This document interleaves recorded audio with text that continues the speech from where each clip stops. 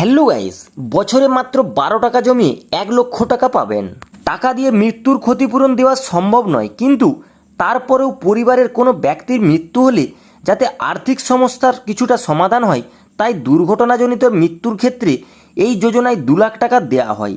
এছাড়া স্থায়ী অক্ষমতার ক্ষেত্রে 1 লক্ষ টাকাও পাওয়া যায়। যার নামে ওই বিমা থাকে তার পরিবারকে এই অর্থ দেওয়া হয়। কিভাবে এই বিমার সুবিধা পাবেন, বিমার আওতায় আসতে কিভাবে আবেদন জানাবেন, প্রকল্পের কথা এখানে বলা হচ্ছে। তো গাইস, আজকের এই ভিডিওতে আপনাদেরকে A to Z তথ্য জানিয়ে দেবো। আর গাইস, আপনি যদি আমাদের এই চ্যানেলে নতুন হয়ে থাকেন, আমাদের এই ছোট্ট চ্যানেলটিকে সাবস্ক্রাইব করে পাশে থাকা বেল আইকনটি বাজিয়ে দিবেন এইরকমই নিত্য নতুন গুরুত্বপূর্ণ ভিডিও নোটিফিকেশন সবার আগে পাওয়ার জন্য। তো গাইস দেখুন, হেলথ ইন্স্যুরেন্স কথাতেই আছে বিপদ বলে কয়ে আসে না, কিন্তু বিপদের সাথে মোকাবিলার জন্য আমরা অস্ত্রশস্ত্র তৈরি রাখতেই পারি, তাই না? প্রবাহমান এই জীবনধারায় কখন কোন বিপদ লুকিয়ে রয়েছে আমরা কেউই জানি না। রাস্তাঘাটে দুর্ঘটনার কথা প্রায় আমাদের চোখের সামনে উঠে আসে, আর তার মোকাবিলা করার অন্যতম অস্ত্র স্বাস্থ্য বীমা। আজকে আমরা কথা বলবো এরকমই এক প্রকল্প নিয়ে, যেখান থেকে সাধারণ মানুষ উপকৃত হবেন।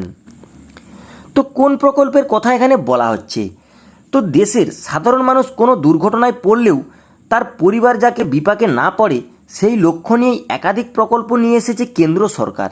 এরকমই একটি সামাজিক সুরক্ষা প্রকল্প প্রধানমন্ত্রী সুরক্ষা বীমা যোজনা, যার শর্ট ফর্ম PMSBY। এই যোজনা সরকার 2015 সালে লঞ্চ করেছিল। এটি একটি অ্যাক্সিডেন্টাল বীমা। প্রধানমন্ত্রী সুরক্ষা বীমা যোজনার লক্ষ্য কী? সরকার নিম্ন আয়বর্গের জন্য এই বীমা চালু করে। এই যোজনার উদ্দেশ্য বিপদের সময়ে মানুষের পাশে দাঁড়িয়ে তাদের সাহায্য করা। তো এবার এই যোজনায় কি সুবিধা পাওয়া যাবে?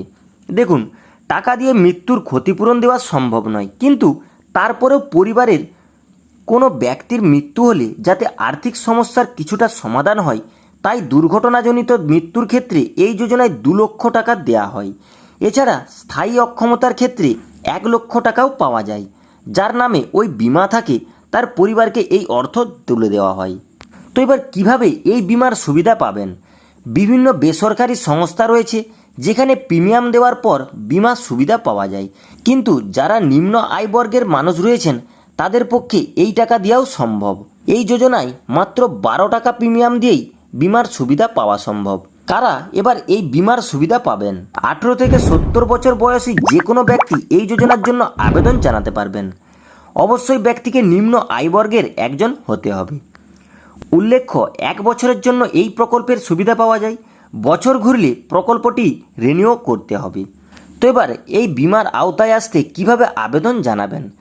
যে ব্যাংকে এই বীমা করা যায় সেই ব্যাংকের শাখায় গিয়ে এর জন্য আবেদন করতে হবে। নেট ব্যাংকিংয়ের মাধ্যমেও এর জন্য আবেদন করা যায়। প্রসঙ্গত, এই প্রকল্পের হিসাব করা হয় 1 জুন থেকে পরের বছরের 31শে মে পর্যন্ত।